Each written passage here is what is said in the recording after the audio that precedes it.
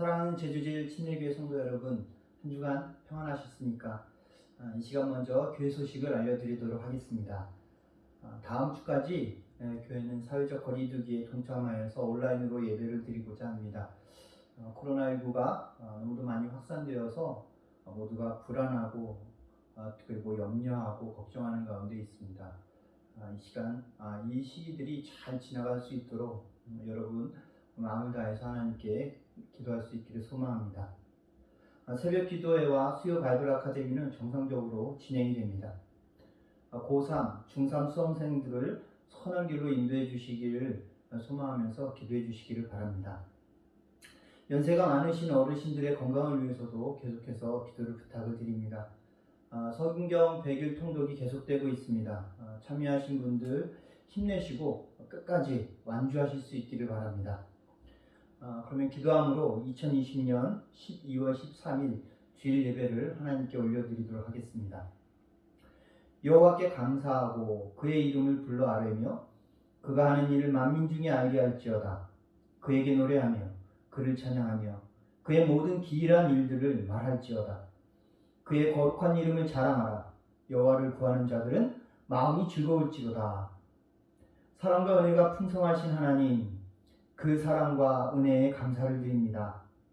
2020년을 이제 몇 주일 남기지 않은 이 시간, 코로나19라는 전염병이 온 세상을 두려움과 근심, 염려로 물들인 현실 속에서 하나님을 찾고 하나님으로 인해 위로를 얻으며 감사할 수 있게 해주심에 감사를 드립니다. 확산되는 코로나19로 말미암아 오늘 함께 모이지 못하고 이처럼 각 가정에서 하나님께 예배를 드립니다. 너무도 낯설었던 이 모습이 어느덧 익숙해지는 모습입니다. 그러나 우리 안에 하나님을 향한 진심이, 믿음이, 그 간절함이 사라지지 않기를 기도합니다. 행여 익숙하지 않은 것에 익숙하여져서 신앙을 잃거나 낙심하거나 죄에 물들지 않도록 우리를 붙잡아 이끌어 주시기를 간절히 소망하고 기도합니다. 그렇게 이 시간 모인 각 가정과 처소의 교우님들의 마음을 주님 어루만져 주시고 저들이 더욱 하나님 앞에 경건하며 진실된 예배자로 예배케 하여 주시옵소서. 특별히 고3, 중3의 수험생들을 주님의 선한 길로 인도하여 주시옵소서. 주님이 주시는 지혜와 믿음 속에서 주어진 결과에 감사할 수 있는 복을 허락하여 주시옵소서. 오늘도 하나님의 말씀을 듣는 성도님들 성령의 지혜와 명철로 기쁨과 평화가, 위로와 회복이, 깨달음과 결단이 있는 예배가 되게 하여 주시옵소서. 예수님의 이름으로 기도드렸습니다. 아멘. 오늘 이 시간에 함께 은혜 나눌 말씀은 사도행전 17장 1절에서 9절까지의 말씀입니다. 다 함께 읽겠습니다. 그들이 암비볼리와 아볼로니아로 다녀가 데살로니가에 이르니 거기 유대인의 회당이 있는지라. 바울이 자기의 관례대로 그들에게로 들어가서 새 안식일에 성경을 가지고 강론하며 뜻을 풀어 그리스도가 해를 받고 죽은 자 가운데서 다시 살아나야 할 것을 증언하고 이르되 내가 너희에게 전하는 이 예수가 곧 그리스도라 하니 그 중에 어떤 사람 곧 경건한 헬라인의 큰 무리와 적지 않은 귀부인도 권함을 받고 바울과 실라를 따르나 그러나 유대인들은 시기하여 저자의 어떤 불량한 사람들을 데리고 때를 지어 성을 소동하게 하여 야손의 집에 침입하여 그들을 백성에게 끌어내려고 찾았으나 발견하지 못하매 야손과 몇 형제들을 끌고 읍장들 앞에 가서 소리질러 이르되 천하를 어지럽게 하던 이 사람들이 여기도 이르매 야손이 그들을 맞아들였도다. 이 사람들이 다 가이사의 명을 거역하여 말하되 다른 임금 곧 예수라는 이가 있다 하더이다 하니 무리와 읍장들이 이 말을 듣고 소동하여 야손과 그 나머지 사람들에게 보석금을 받고 놓아주니라. 아멘. 이 시간 우리 옆에 있는 가족들과 인사하겠습니다. 사랑합니다. 축복합니다. 은혜 많이 받으십시오. 오늘은 따르는 자, 시기하는 자라는 제목으로 함께 말씀을 나누고자 합니다. 바울과 그 일행이 데살로니가에 도착했습니다. 지난 시간에 함께 나눴지만 계획하고 이루어진 일이 아니었어요. 바울과 그 일행이 계획하고 또 그 계획 속에서 이루어진 일이 아니라는 거죠. 바울은 빌립보에서 좀 더 많은 사람들에게 복음을 전하고 또 그곳 사람들의 신앙을 더 견고하게 세우고 싶었을 겁니다. 그렇지만 귀신 들린 한 여인을 고쳐주고 매를 맞고 감옥에 갇히는 그런 예기치 못한 사건 속에서 감옥의 그 간수와 그 집의 모든 사람들에게 복음을 전한 바울은 그 다음날 바로 상관들의 어떤 사과를 받고 추록하여서 곧바로 루디아의 집으로 들어갑니다. 그리고 루디아의 집에서 그곳에 함께 모였던 사람들을 위로하고 바로 빌립보 지역을 떠나게 됩니다. 바울 일행은 암볼리를 거쳐서 빌립보에서 107km 정도가 떨어진 아볼로니아로 가게 됩니다. 맨몸으로 매를 맞고 한숨도 잠을 자지 못한 채 떠난 길 아니었겠습니까? 좋은 운송수단도 없었던 그때 바울 일행은 걸어서 도보로 이동을 해야 했을 겁니다. 그렇게 해서 수일을 이동해서 아볼로니아에 도착한 바울 일행이 아볼로니아에 있는 사람들에게 복음을 전하고 또다시 발걸음을 돌려서 데살로니가로 도착을 합니다. 그 데살로니가에 도착한 바울, 상처투성이의 몸을 돌보지도 않고 이처럼 강한 행군하고 있는 이유가 뭐였을까요? 예수 그리스도 안에서 자신을 구원해 주신 그 하나님의 사랑을 받은 바울이 그 자신은 조금이라도 더 많은 사람들에게 자신이 받은 그 사랑을 전하는 것이 아마도 그 사랑받은 자신의 하나님에 대한 그 사랑을 주신 하나님에 대한 보답이라고 여겼기 때문이었습니다. 사도행전 9장 15절을 통해서 하나님이 바울에게 명해 주셨던 그 이방인을 향한 그 사명, 그것과 부합되는 것이긴 하지만 그 사명을 감당하는 사람의 모습으로 보더라도요, 바울의 이러한 모습은 조금 과한 모습입니다. 바울의 그러한 모습은 사명을 뛰어넘은 하나님의 사랑을 받은, 그리고 그 사랑을 온전히 자신의 마음과 영혼에 담은 사람만 행할 수 있었던 그런 모습입니다. 그렇게 도착한 데살로니가는 당시 로마 제국의 어떤 속주였던 그 마게도냐의 행정 수도였습니다. 행정 수도였다는 것은 그곳에 로마의 총독이 거주한다는 말입니다. 즉 지배계층이 그 데살로니가 안에 그 도시에 몰려 있었다는 얘기입니다. 데살로니가는 로마 제국으로부터 세금을 면제받는 면세 자유 도시였다고 합니다. 2000여 년 전 그 세금이 면제된 그곳에 그 데살로니가에 더 많은 돈을 벌려는 상인들이 각지에서 몰려듭니다. 그리고 그 안에 엄청난 부가 쌓여졌겠죠. 그래서 로마 제국의 그 키케로가 발칸반도의 데살로니가를 우리 영토의 심장이라고 불렀을 정도로 데살로니가는 경제적으로 아주 부유한, 그 부유가 넘치는 그런 도시였습니다. 그렇게 부유하고 거대한 도시 데살로니가에 나타난 바울 일행의 모습 한번 상상해 보시겠습니까? 그들은 값비싼 옷을 입은 부자도 아니었고요. 그리고 그렇게 어찌 보면 그 부유한 도시를 구경하기 위해서 온 그 여행자들도 아니었습니다. 멀리 바다 건너 아시아 대륙에서 건너온 아주 가난한 그리고 볼품없는 전도자들이었습니다. 원래도 바울이 그다지 이렇게 외모적으로 썩 이렇게 뛰어나지 않았다고 해요. 그럼에도 불구하고 거기에다가 제대로 갈아입을 옷도 없는, 어찌 보면 하나밖에 없는 옷 아니었을까요? 근데 그 옷이 지난 전도여행 중에 특별히 빌립보 지역에서는 심한 매도 맞고 옥고를 치른 후에 결국 그 빌립보에서 164km나 떨어진 이곳 데살로니가까지 암비볼리와 아볼로니아를 거치는 그 도보 여행을 통해서 걸어서 이동한 그들의 모습은 얼마나 그 낡고 헤어진 옷과 그리고 상처투성이의 모습, 또 걸으면서 그들이 맞이했던 그런 먼지로 가득했던 그런 모습이 아니었을까요? 바울 일행의 그 외모를 비하하려는 말이 아닙니다. 그러한 모습으로 바울이 전한 그 바울의 복음의 그 메시지, 그리고 그러한 모습을 통해서 들려진 그 메시지를 들은 사람들의 반응을 오늘 한번 함께 그려보고자 합니다. 바울이 그 부요했던 데살로니가 사람들에게 전한 복음, 그 복음의 핵심이 무엇일까요? 오늘 본문 사도행전 17장 3절은 이렇게 이야기하고 있습니다. 뜻을 풀어 그리스도가 해를 받고 죽은 자 가운데서 다시 살아나야 할 것을 증언하고 이르되 내가 너희에게 전하는 이 예수가 곧 그리스도라 하니. 예수 그리스도를 믿기만 하면 여러분 병도 걸리지 않고 여러분 이제 출세해서 자자손손 부귀영화를 누릴 겁니다 라고 전하는 것이 아닙니다. 여러분의 문제들이 예수 그리스도만 믿으면 다 해결됩니다 라고 전한 것도 아닙니다. 지금 당신이 가지고 있는 그 출세길을 더 크고 더 높은 곳으로 올려줄 겁니다 라고 이야기하지도 않았습니다.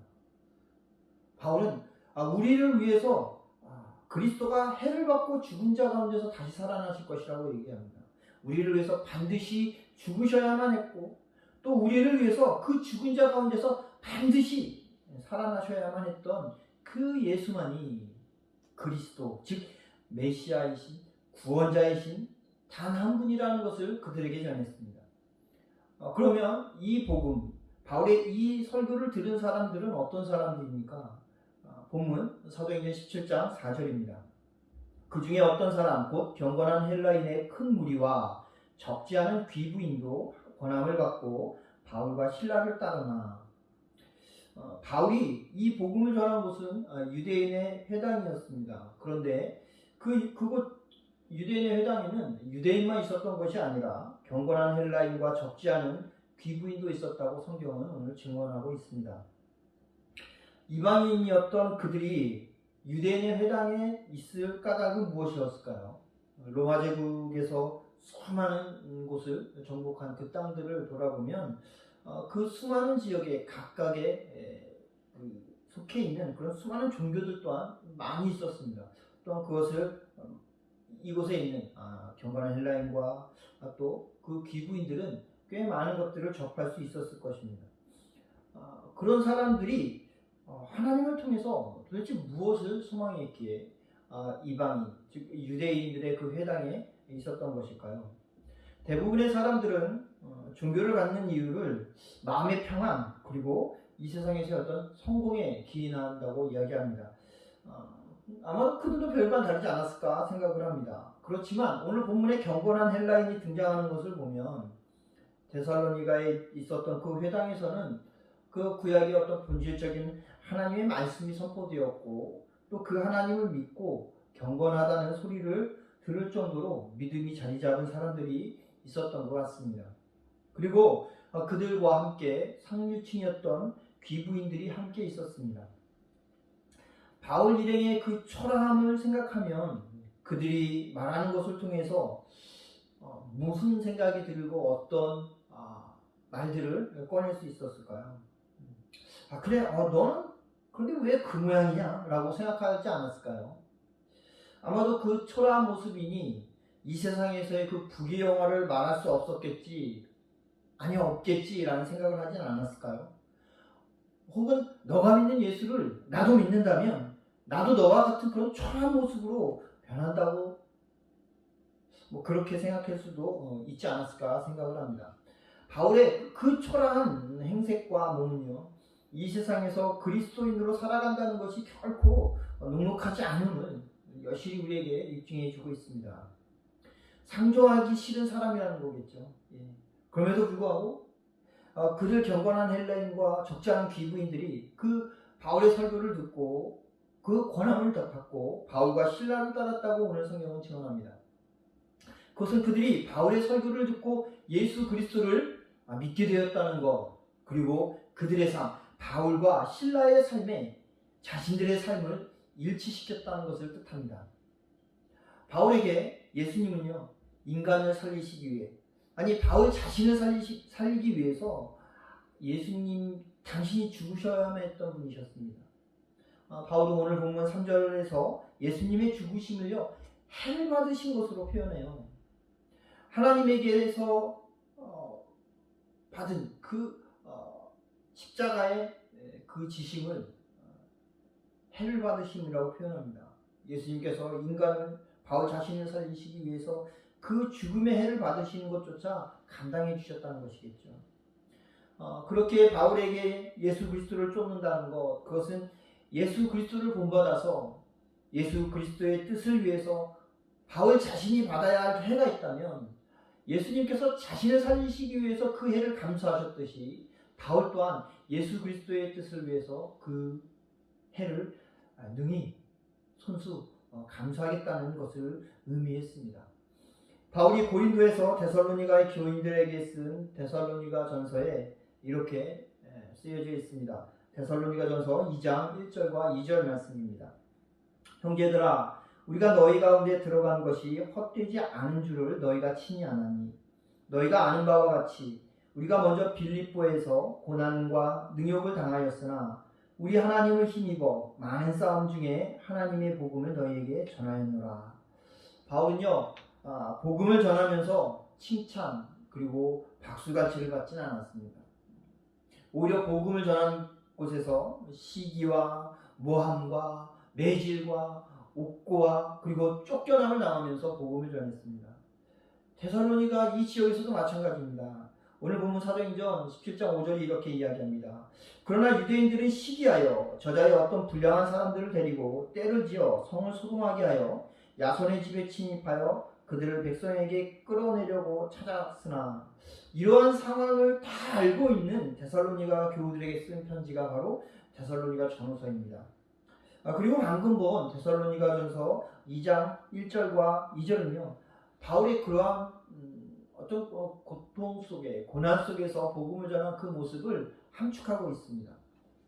바울은 하나님을 힘입어 많은 싸움 중에 하나님의 복음을 너희에게 전하였다고 말하고 있습니다. 바울의 설교를 듣고 예수 그리스도를 영접한 데살로니가의 그 경건한 헬라인들과 귀부인들은요, 바로 그와 같은 바울과 실라의 삶에 합류했다는 것입니다. 길이요 진리요 생명이신 예수 그리스도를 쫓기 위해서 이 세상에서 받아야 할 해가 있다면 자신들도 기꺼이 감수하겠다는 것입니다. 이런 면에서 이들은 비시디아 안디옥의 그 유력자들 그리고 귀부인들과는 근본적으로 다른 모습을 볼 수 있습니다. 사도행전 13장 49절과 50절입니다. 주의 말씀이 그 지방에 두루 퍼지니라. 이에 유대인들이 경건한 귀부인들과 그 신의 유력자들을 선동하여 바울과 바나바를 박해하게 하여 그 지역에서 쫓아내니. 비시디아 안디옥에서도요, 바울이 복음을 전했죠. 그리고 그 복음을 그 지역에 널리 퍼졌다고 이야기합니다. 그곳에 복음이 전파되어지자 그곳에 있던 그 비시디아 안디옥에 있던 유대인들과 경건한 귀부인들 그리고 신의 유력자들이 막 선동을 합니다. 무엇을 선동했냐? 바로 바울과 바나바가 악하다는 거예요. 믿지 못할 사람들이라는 거예요. 그가 전한 복음은 받아들여서는 안 된다는 겁니다. 그렇게 해서 박해하고 그들을 그 비시디아 안디옥에서 쫓아내버렸습니다. 왜 그랬을까요? 그들에게 있어서는 비시디아 안디옥에 있는 유력자들 그리고 귀부인들에게 있어서는 바울이 전한 예수, 그 예수 그리스도를 쫓기 위해서 스스로 해를 감수한다는 것, 그건 상상할 수 없는 것이었겠죠. 스스로 해를 감당할 수 없다고 생각한 겁니다. 왜 내가 해를 받으면서까지 그 예수를 믿어야 하는가? 그 예수가 나를 위해 죽었다 한들 나는 이 땅에서 내 유익이 사라지는 것, 내 이익이 사라지는 것을 나는 감당할 수 없다는 겁니다. 그들이 경건한 귀부인으로 불리었을지 모르지만 그들의 관심은 예수 그리스도를 통해서 이 땅에서 더 많은 부귀영화를 누리는 거였습니다. 세상에서는 소유가 많거나 직책이 높으면 귀인 또는 귀부인이라고 불립니다. 그러나 하나님 앞에서는 어떨까요? 주님의 증인으로 살기 위해 이 세상에서 당해야 할 그 해를 기꺼이 감수할 수 않은 사람, 감수하려는 그 사람만이 하나님 앞에서는 귀인이요 귀부인이 될 것입니다. 예수 그리스도를 믿는 사람은요, 이 세상에서 해를 당합니다. 그리스도인이 된다는 것 자체가요, 나 중심적인, 자기 중심적인 삶을 하나님의 말씀 중심으로 바꾸기 때문입니다. 내 유익을 위해서, 자신의 유익을 위해서 수단과 방법을 가리지 않던 그 사람이 그 수단과 방법을요, 하나님의 말씀을 기준하여서 정직하게 살아가기 때문입니다. 자신을 위한 이기적인 삶을 살던 그 사람이 예수 그리스도 안에서 다른 사람을 배려하면서 이타적인 삶을 살아가기 때문입니다. 그렇게 그리스도인이 된다는 그것은요, 그리스도인이 되는 그 순간부터 이전의 삶과 비교해서 기꺼이 해를 감수하겠다는 것입니다. 바울과 실라처럼 육체적인 해를 당하지 아니할지라도요, 정직하게 살기 위해서, 또 남을 배려하는 그런 이타적인 삶을 살기 위해서 나 편한 대로 살던 그 삶의 불편함을 받아들여야만 하지 않겠습니까? 따라서 예수 그리스도를 믿는다면서도 예전에 비해서 손해를 보거나 불편한 점이 하나도 없다. 그렇다면 그 사람은요, 종교인일 수는 있어도 신자일 수는 없습니다. 종교인을 통해서는 예수 그리스도의 생명의 역사는 일어나지 않습니다. 우리를 살리시기 위해 반드시 죽음의 그 해를 당하셔야만 했던 예수 그리스도의 생명은 그 생명을 쫓기 위해 자발적인 손해와 자발적인 그 불편을 기꺼이 감수하려는 신자의 삶을 통해서 역사하십니다. 반드시 다시 살아나셔야만 했던 그 부활의 생명은 그러한 신자의 삶에 죽음을 뛰어넘는 영원한 생명을 얻게 하실 것입니다. 예수 그리스도의 생명 속에만 우리의 모든 형태의 속박으로부터 벗어날 수 있는 참 자유를 누리게 될 것입니다. 갈라디아서 5장 13절은 이렇게 얘기합니다. 형제들아, 너희가 자유를 위하여 부르심을 입었으나 그러나 그 자유로 육체의 기회를 삼지 말고 오직 사랑으로 서로 종노릇하라. 우리가 예수 그리스도를 쫓아서 서로 사랑하기 위해 자발적인 손해와 그리고 불편을 감수할 때 예수 그리스도의 그 생명이 우리의 심령 속에 넘치고 그 생명 속에서만 우리가 더 이상 나 자신의 노예로 속박당하지 않고 진정한 자유인으로 살 수 있습니다. 예수 그리스도를 믿음으로 해를 당한다는 것은요, 그렇게 손해와 불편만으로 끝나지 않습니다. 그것은 우리의 심령 속에 역사하시는 예수 그리스도의 생명 속에서 하나님의 일을 경험함과 그리고 영원한 생명을 얻게 됨과 진정한 자유인으로 살아갈 수 있는 유일한 은혜의 길입니다. 예수 그리스도를 구원자로 믿어서 해를 받음을 선택하여 따르는 자가 되시기를 바랍니다. 그것을 시기하여서 내 삶에서 내쫓는 순간 우리는 경건한 사람이라 불릴 수 있을지 모르지만 하나님과는 아무런 상관이 없는 그런 사람이 될 것입니다. 오늘 이 자리 예배드리는 여러분 모두가 따르는 자가 되어서 예수 그리스도의 생명을 통해서 역사하시는 하나님을, 그 하나님의 일을 경험하고 참 자유인의 삶을 살아가는, 그리고 그 삶의 끝에서 영원한 생명을 얻어서 누리시는 저와 여러분이 되시기를 주님의 이름으로 축원합니다. 기도하겠습니다. 형제들아, 너희가 자유를 위하여 부르심을 입었으나 그러나 그 자유로 육체의 기회를 삼지 말고 오직 사랑으로 서로 종노릇하라. 오늘도 우리에게 주신 말씀을 듣고 깨닫게 하신 하나님께 감사를 드립니다. 예수님을 통해 받은 구원의 깊이를 온전히 깨닫지 못하고 여전히 나의 유익과 내가 중심이 된 삶을 살았던 것을 회개합니다. 해를 받는 것을 두려워하고 꺼려했던 삶을, 내가 아닌 남을 배려하고 섬기며 손해보는 것을 꺼려했던 삶을 이 시간 돌아보고 회개하오니 주님 용서하여 주시옵소서. 이제 내 안에 자신의 해를 감당하시고 죽어주신 예수 그리스도로 말미암은 생명이 있음을 느끼며 그 생명으로 말미암아 하나님의 일하심과 참 자유인의 삶을 누리고자 합니다. 부활하셔서 우리에게 허락하신 영원한 생명을 누리고자 합니다. 그러한 삶을 통해 하나님 앞에서 귀인과 귀부인으로 인정받는 삶을 살게 하여 주시옵소서. 예수님의 이름으로 기도합니다. 아멘. 이제는 우리를 구원하신 예수 그리스도의 구원의 은혜와 하나님 아버지의 사랑하심과 성령님의 내리 충만하심이 이 시간 각 가정과 처소에서 예배드리며 예수 그리스도를 구원자로 믿어 받게 될 해를 기꺼이 감수하여 참 자유인의 삶과 하나님의 일하심을 경험하며 영원한 생명을 누리기를 소망한 제주제일침례교회 모든 교우님들과 교회비에 이제로부터 영원히 함께 하시길 예수 그리스도의 이름으로 축원합니다. 아멘. 한 주간 주님의 평강이 가득한 삶을 살아가시기를 소망합니다. 감사합니다.